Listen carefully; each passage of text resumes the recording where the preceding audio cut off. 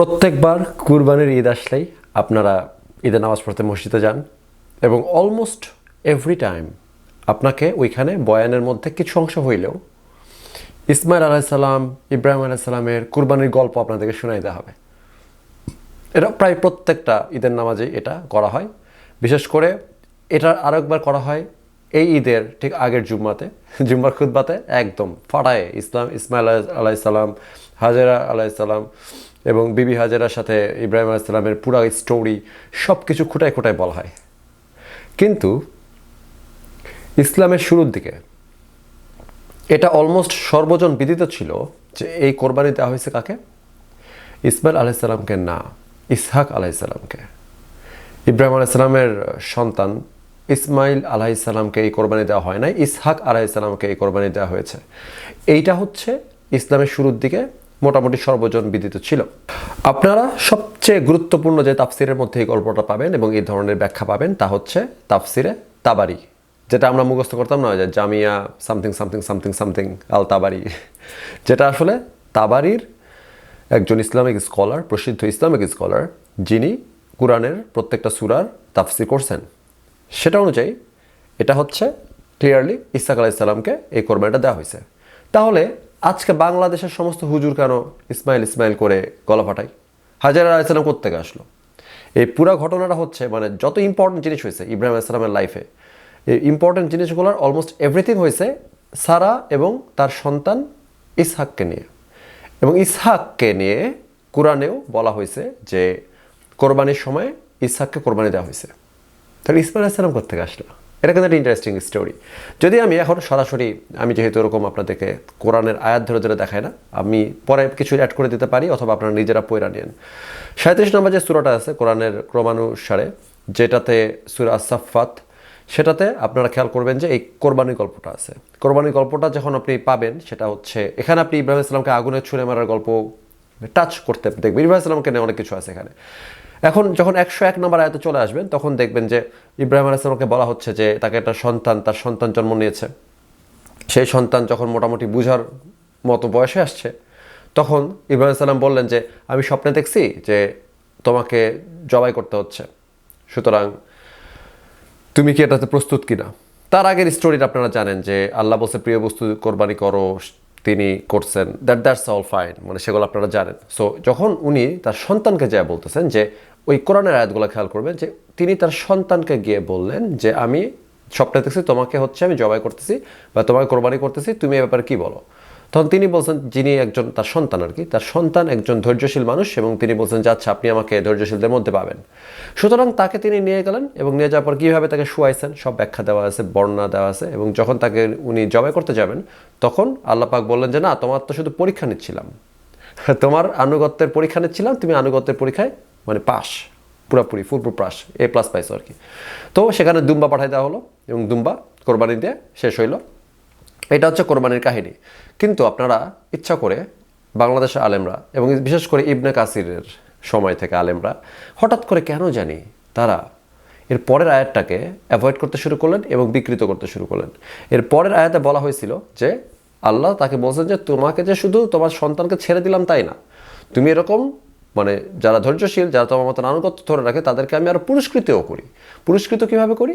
আমরা পুরস্কৃত করি তোমাকে এই সংবাদ দিয়ে পুরস্কৃত করতেছি যে তোমার এই সন্তানও নবী হবে। কে? ইসহাক। খেয়াল করে দেখেন কোরআন শরীফে এই যে 101 নম্বর আয়াত থেকে 111 নম্বর আয়াত পর্যন্ত সন্তানকে কোরবানি করার কথা বলা হচ্ছে। একবারও কিন্তু সন্তানের নাম নেওয়া হয় নাই, একবার ইসমাইল বলা হয় নাই। কিন্তু এরপরে যখন বলা হলো যে তোমাকে আমি মানে সুসংবাদ দিচ্ছি যে ইসহাক হবে নবী এবং এর বংশক্রমে এরা ভালো কাজ করবে।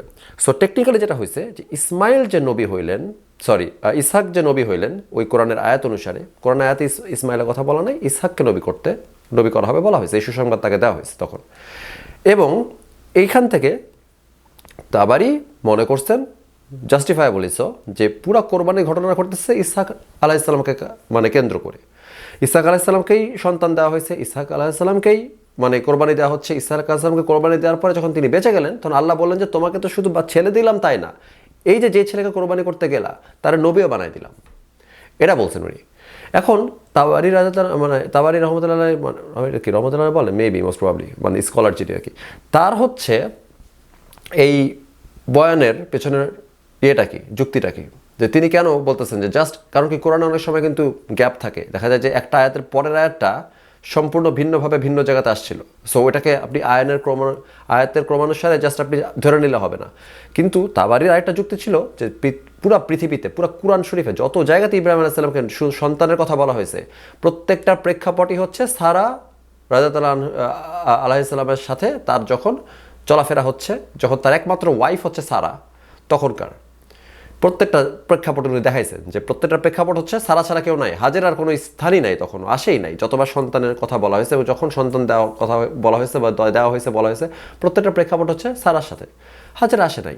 অর্থাৎ ইসমাইল আসার কোনো প্রশ্নই আসে না, হঠাৎ করে এই কোরবানির আয়াতের মধ্যে দাপ করে ইসমাইল ঢুকে যাবে, এটা খুবই হাইলি আনলাইকলি আর কি।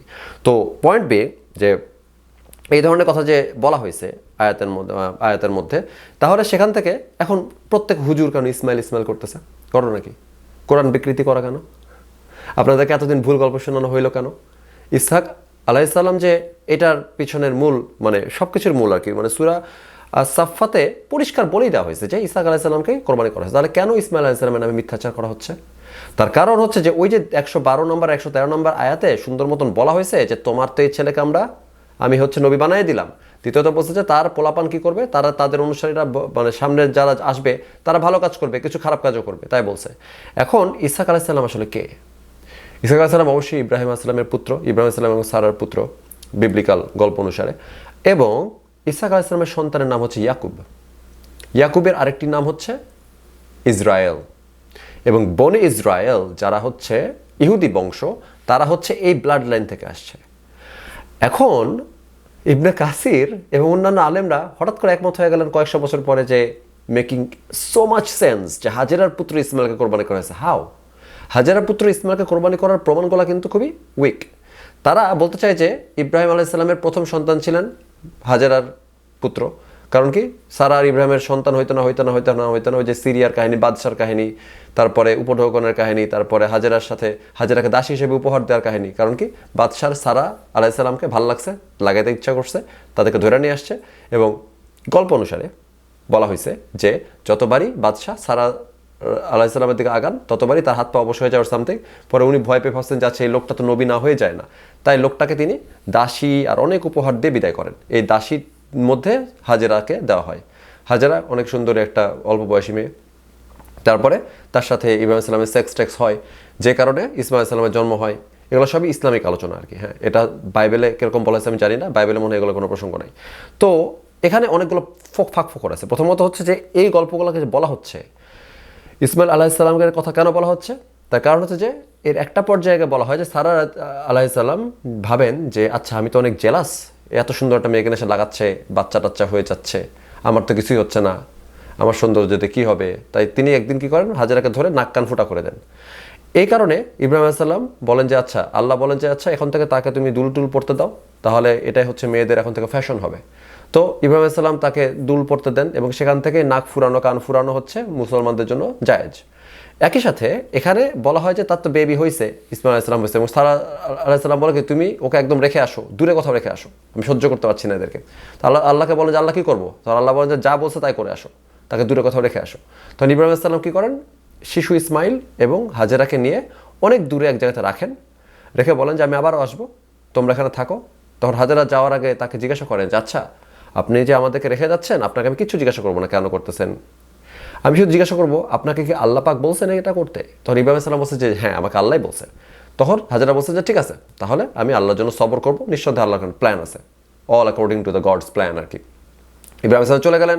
হাজেরা আলাইহিস সালাম এই কথা বলে তো খুবই মানে তাকওয়া দেখাইছেন, এত তাওয়াক্কুল, শেষ পর্যন্ত কাজ করলো না। যখন পিপাসায় মারা যাচ্ছে তার বাচ্চা, তখন হাজেরা আলাইহিস সালাম এদিক ওদিক দৌড়াদৌড়ি করতে থাকলেন, পানির খোঁজে দৌড়াচ্ছেন সাফা টু মারওয়া। এবং ইভেনচুয়ালি তিনি হঠাৎ খেয়াল করলেন যে আরে ইসমাইলের পায়ের কাছে একটা পানির ফোয়ারা দেখা যাচ্ছে, হোয়াট দ্য হেল। তখন তিনি দৌড় দিয়ে এসে দেখলেন যেখানে একটা পানির ফোয়ারা আসছে, তো উনি এটাকে পাথর দিয়ে আটকাইলেন। এবং পাথর দিয়ে যদি না আটকাইতেন, এরকম মনে কথা বলা হয়েছে যে আল্লাহ পাক বলছেন যে এই পানি পুরো পৃথিবীকে প্লাবিত করে ফেলতো। তো এনিহাও এটা হচ্ছে স্টোরি অফ ইসলাম। ইসলামের স্টোরি অনুযায়ী এই জিনিসটা এভাবে হয়েছে। এখন এই কারণে হজ করা হইতেছে মক্কাতে, বলা হচ্ছে যে সাফা এবং মারোয়ার মধ্যে দৌড়াদৌড়ি করতে হবে, হাজিদেরকে মানে তাওয়াফ করতে হয় কাবা, এবং সাফা মারোয়া দৌড়াদৌড়ি করতে হয়, এবং ওইখানে জমজমে পানি থাকে, জমজমে কূপ আছে যেটাকে বলা হয় ইসমাইল আলাইহিস সালামের পা থেকে আসছে। এইটা হোল স্টোরি। তো এখন পয়েন্ট বিং যে এত পেঁচানো দরকার কি ছিল? আমরা ক্লিয়ারলি দেখতে পাচ্ছি কোরআন শরীফে বলাই হয়েছে যে ইসহাক আলাইহিস সালাম হচ্ছে সেই মানুষ যাকে কোরবানি করা হয়েছে। দেখতে পাইতেছে যে ইসমাইল আলাইহিস সালামের কোনো মানে ভূমিকাই নাই কোথাও, হাজেরা আলাইহিস সালামের তেমন কোনো ভূমিকাই নাই এই পুরা কোরবানির সাথে। তাহলে কোরবানির সাথে এগুলো সব মিলাই ফেলে কেন করা হলো?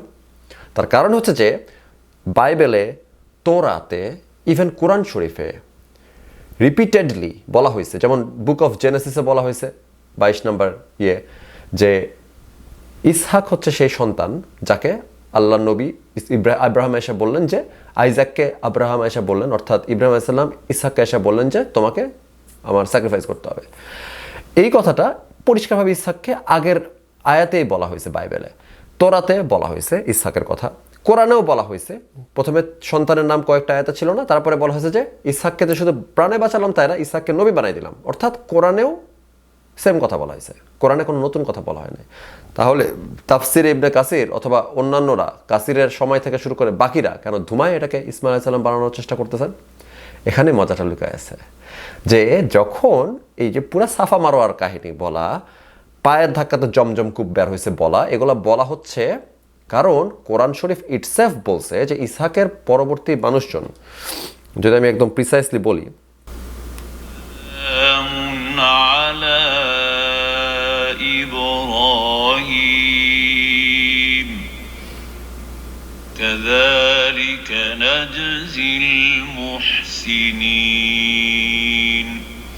এটা হচ্ছে সূরা সাফফাতের 109 এবং 110 নম্বর আয়াত, যেখানে বলা হচ্ছে যে ইব্রাহিমের ওপরে মানে শান্তি বর্ষিত হোক।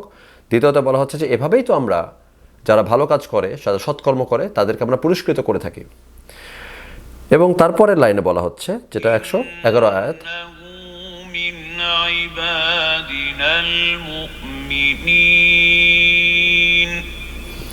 সেখানে বলা হলো যে তিনি আসলেই আমাদের বিশ্বস্ত দাসদের মধ্যে বা সেবাকারীদের মধ্যে একজন। এরপর 112 নম্বর আয়াতে বলা হয়েছে, وَبَشَّرْنَاهُ بِإِسْحَاقَ نَبِيًّا مِّنَ الصَّالِحِينَ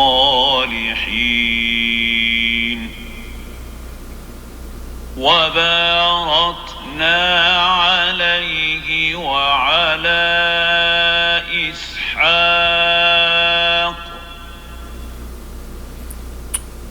দেখেন এই লাইনটা খুবই ইম্পর্টেন্ট। 112 নম্বর আয়াতে বলা হলো যে ইসহাক আলাইহিস সালামের সংবাদ দেওয়া হইলো যে ইনি একজন প্রফেট এবং রাইচিয়াস হবেন, মানে যিনি সঠিক পথে থাকবেন এবং নবী হবেন। এখানে কিন্তু এটা বলা হয় না যে তাকে ইসহাকের জন্মের সংবাদ দেওয়া হচ্ছে না, কোনোভাবেই গোজামিল মায়েরাও এটা সম্ভব না মিলানো।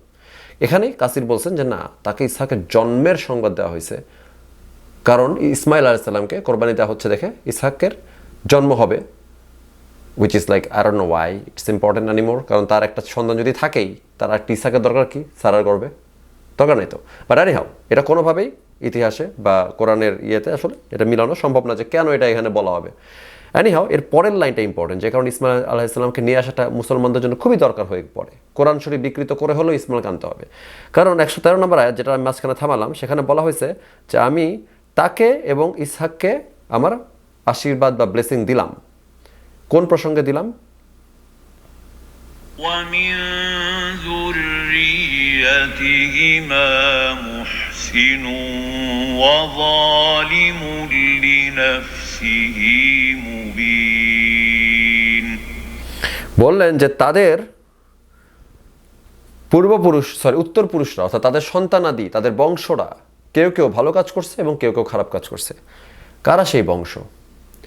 ইসহাক আলাইহিস সালামের বংশ সন্তানের নাম হচ্ছে ইয়াকুব, এবং ইয়াকুবের আরেক নাম হচ্ছে ইসরায়েল, যারা হচ্ছে বনি ইসরায়েল, যাদের 12টা অথবা এরকম অনুরূপ গোত্র আছে, যে গোত্রগুলোর মধ্যে থেকে ইহুদি জাতিকে আমরা চিনি যে ইসহাকের গোত্র যারা, তারা ইহুদি। অর্থাৎ ইসহাকের সন্তান ইয়াকুবের গোত্র, ইসরায়েলের গোত্র যারা, তারাই বনি ইসরায়েল।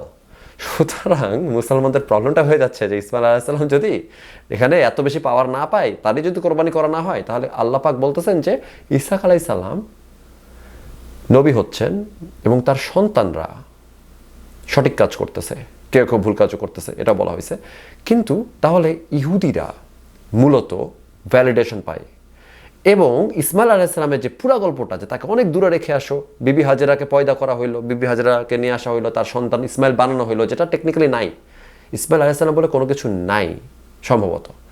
এটাকে বানানো হয়েছে কারণ হযরত মুহাম্মদ সাল্লাল্লাহু আলাইহি ওয়াসাল্লাম বলতে চাইছেন, বা মুসলমানরা বলতে চায় যে ওই যে অনেক দূরে রেখে আসলো না, অনেক দূরে রেখে আসলো, ওটাই হচ্ছে আরব, বর্তমান আরব দেশ।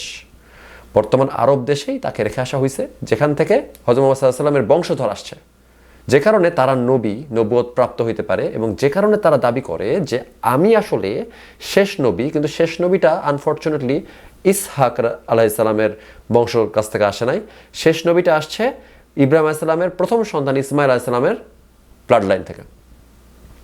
মজার ব্যাপারটা হচ্ছে যে এই প্রথম সন্তান যে ইসমাইল আলাইহিস সালাম, এটা কোরআন শরীফে বলা নাই, যেটা ইবনে কাসির পরে গোজামিল দিয়ে মিলানোর চেষ্টা করছেন।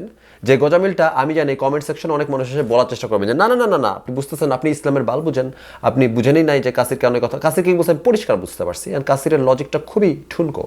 কাসিরের লজিকটা একদম বানানো হয়েছে যাতে করে ইহুদিদেরকে রাইচিয়াস, যে কোরআন শরীফ নিজেও বলছে, সেটা যাতে প্রমাণ করা না যায়, যাতে করে আরবদের সাথে কোনো কানেকশন ইব্রাহিম আলাইহিস সালামের আছে সেটা প্রমাণ করার চেষ্টা করা যায়। আরবদের সাথে আসলে ইব্রাহিম আলাইহিস সালামের কোনো কানেকশন বের করতে পারে না কেউ, ইভেন কোরআন শরীফও সেটাকে মানে ডিসক্রিটলি বলে না। কোরআন শরীফ নিজেও বলে যে সমস্ত কিছু ইহুদিদের দিকেই গেছে, নবী টবী যা আসছে ইহুদিদের দিকেই গেছে, ইহুদিদের ওখান থেকে নবী আসছে। ইসমাইল আলাইহিস সালাম বলে কিছু ছিলই না, এবং ইসমাইল আলাইহিস সালামকে নবী আসা কোনো মানে প্রসঙ্গই আসে না। আরবরা ওই ব্লাড লাইনের, আব্রাহামের বা ইব্রাহিম আলাইহিস সালামের ব্লাড লাইনে কেউই না, আরবরা কেউই না, আরবরা কমপ্লিটলি বাইরের লোক। এই বাইরের লোকজনের মধ্যে একজন যখন নিজেকে নবী দাবি করছে, তাই ইহুদিরা এবং খ্রিস্টানরা তাকে ভণ্ড বইলা মনে করে। এবং আপনারা বুঝতে পারতেছেন যে কেন ইসহাক আলাইহিস সালাম কোরআন শরীফে নবী হইল, কোরআন শরীফে ইসহাক আলাইহিস সালামকে কেন কোরবানি দেওয়ার পরও টেকনিক্যালি মুসলমানরা বারবার বলার চেষ্টা করে যে না, ইসমাইলকে দিছে। ইসমাইলটা কে, হু ইজ ইসমাইল, এটা তারা বলতে পারবে না, কারণ ইসমাইল আলাইহিস সালামের থাকার তেমন কোনো প্রমাণ আসলে ইসলামে নাই। আরেকটা যে আপনাদেরকে বলি, যে এটা যে আমি যে বলতেছি না যে অনেকে আবার বলতে পারেন যে শুধুমাত্র একজন মানুষের কথা বলতেছেন, যে তাবারি, কিন্তু তাবারি কিন্তু খুব ইম্পর্টেন্টের মানুষ। তাবারিকে নিয়ে বেয়াদবি করার ক্ষমতা বা সাহস বর্তমানে কোনো আলেমের নাই, থাকতে পারে দুই একজনের, কিন্তু বুঝতে পারতেছেন যে কেন থাকে, তারা ইহুদিদের প্রতি বিলা আর কি। সো আমি এখন দেখাই যে আপনাকে শুধুমাত্র যে আরও কতগুলো বই আছে যেগুলোতে এই একই ব্যাখ্যা দেওয়া হয়েছে, এবং সেগুলো সবই একদম শুরুর দিকে, ইসলামের শুরুর দিকে এটাই ছিল যে ইসহাক আলাইহিস সালামই হচ্ছে কোরবানির জন্য মনোনীত হয়েছিলেন, এবং তিনি আসলে সমস্ত ব্লাড লাইন আর কি। এখানে ইব্রাহিম আলাইহিস সালামের গল্পের সাথে ইসমাইলের কোনো সম্পর্ক নাই এভাবে।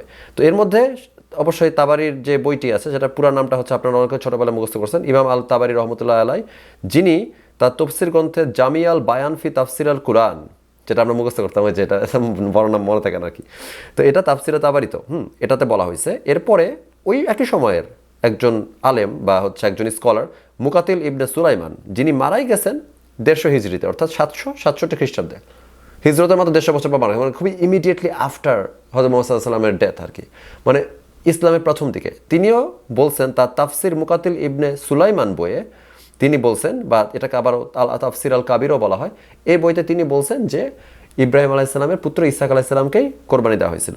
তারপরে আছেন 127 হিজরিতে মৃত্যু যার, মানে মুকাতিল ইবনে সুলাইমানেরও আগে মারা গেছেন এরকম একজন তাফসিরকারী, তিনি হচ্ছেন ইসমাইল ইবনে আব্দুর রহমান আসুদ্দি। আসুদ্দির নাম আপনারা শুনে থাকতে পারেন, তার তাফসিরের নাম হচ্ছে তাফসির আসুদ্দি, তার নাম শুনে থাকতে পারেন, অনেকে এটাকে বলেন তাফসির আসুদ্দি আল কাবির। এটাতেও তিনি বলছেন যে ইব্রাহিম আলাইহিস সালামের দোয়ার উত্তরে আল্লাহ যে ধৈর্যশীল ছেলে দিয়েছিলেন তিনি হচ্ছেন ইসহাক। কুরবানের ঘটনাটি জেরুজালেমের পাহাড়ে হয়েছিল, তার এই মতামত আল তাবারির তাফসিরে বিস্তারিতভাবে উদ্ধৃত হয়েছিল। ঠিক আছে, মানে আল তাবারি কিন্তু এটা বলছেন আল-সুদ্দির কথা, ওকে, মতামতটা। তারপরে আছেন আরেকজন স্কলার যার নাম কাতাদাহ এবং ইকরিমা। তো কাতাদাহ কিনি, কাতাদাহ হচ্ছেন কাতাদা ইবনে দিয়ামা, যিনি 117 হিজরিতে মারা যান, এবং ইকরিমা হচ্ছেন ইকরিমাহ মাওলা ইবনে আব্বাস, যার মৃত্যু 105 হিজরিতে, তিনি ইবনে আব্বাসের ছাত্র ছিলেন। সো এই বইটা হচ্ছে যে তাদের আলাদা তাফসির গ্রন্থ এরকম ছিল না, কিন্তু তারা যে কথাটা বলছেন সেটা তাফসির আল তাবারিতে লেখা আছে। এখন তাফসির আল তাবারিতে বলা হয়েছে যে কাতাদা আর ইকরিমা উভয়ই বলছেন যে ইসহাক আলাইহিস সালামই ছিলেন সেই ছেলে যাকে কোরবানি দেওয়া হয়েছে। সো এই যে আমি বলতেছি যে এতগুলো ইসলামিক স্কলার যারা ইসলামের মানে হযরত মুহাম্মদ সাল্লাল্লাহু আলাইহি মিত্যুর পর যারা সবাই লিখলেন কোরআনের ব্যাখ্যা, তারা সবাই লিখলেন যে ইসহাক আলাইহিস সালামই কোরবানি দেওয়া হয়েছিল, উৎসর্গ করা হয়েছিল। আর আপনারা হঠাৎ করে আয়েশা ইবনে কাসির আয়েশা পরে যখন বলা শুরু করল বর্তমান আলেমরা হঠাৎ করে সবাইকে ইসলামে বানায় ফেললো। কেন ভাই? হিংসা লাগে। ইহুদিদের নামে ভালো কথা বলেছে সূরাতে, তাই আপনি সূরায় পাল্টায় ফেলবেন, তাই আপনি কোরআন শরীফে পাল্টায় ফেলবেন। এটা কি ধরনের ইসলামিক কাজ হলো? বুঝলাম না তো আমি। কারণ বোঝা যাচ্ছে যে এই জিনিসগুলো নিয়ে সাহাবাদের মধ্যে কোনো ধরনের মতবিরোধ ছিল না, সাহাবাদের মধ্যেও কোনো ধরনের মতবিরোধ ছিল না যে এটা ইসহাক আলাইহিস সালাম। তাদের মধ্যে ইহুদিদেরকে নিয়ে এই ক্যাঞ্জাম লাগে নাই। লাগছে কাদের? এই যে নতুন মুসলমান যারা 300-400 বছর পার হয়ে গেছে, এদের এখন কি করতে হবে? ওই সূরাকে কোরবানি খান কি বানাইতে হবে? ইসমাইলের বানাইতে হবে। এই ফাতরামিটা কেন করেন আপনারা? কেন করলেন তৎকালীন ইসলামিক স্কলার এবং কেন করেন আজকালকার আলেমরা? কারণ আজকালকার মডার্ন আলেমরাও কিন্তু এটা মেনশন করেন, যেমন ইয়াসির কাদি। সো ইয়াসির কাদি, যিনি আমার শহরেই থাকেন, তিনি আমার শহরের একটা মসজিদের মধ্যে বিভিন্ন ধরনের ব্যাখ্যা দেন। ইয়াসির কাদিকে মেনশন করছেন যে ইসহাক আলাইহিস সালামকে কোরবানি দেওয়া হয়েছে, তবে তাকে আবার অন্য অনেকে কাফের মনে করে। সো ওই আলোচনা বাদ দিলাম। ঠিক যেভাবে এখন তাবারিকে নিয়ে আপনারা অনেকে নোংরা কথা বলবেন, বা যতজন আমি আলেম মানে স্কলার দেখালাম, তাফসির দেখালাম, এদেরকে না ফাইজলামি করার বয়স আপনাদের হয়েছে? হয় নাই কিন্তু। তাহলে এই বাকি সব বাংলাদেশের মুসলমানরা, বাংলাদেশের আলেমরা কেন সারা দিনরা শুধু হাজেরা আর ইসমাইলের গুণগান গায়? হাজেরা ইসমাইল কোত্থেকে আসছে? সো এইসব জিনিসপাতি যে করেন আপনারা, যে কোরআন বিকৃত করে এই জায়গাতে নিয়ে আসছেন আর মনে করেন যে কোরআন একদম অপরিবর্তিত পড়তেছেন আপনারা, এটার ব্যাপারে আপনারা সচেতন হইতে পারেন এই কোরবানির ঈদে। এবং আমি যা বলছি সব কিছু প্লিজ নিজেদের মানে উদ্যোগে পয়রা নেন যে আমি একটা কথা ভুল বলছি কিনা, একটা রেফারেন্সও ভুল দিছি কিনা। হ্যাঁ, দিই নাই। সো সবাইকে ঈদ মোবারক, ভালো থাকবেন, আজকের মতন বিদায়।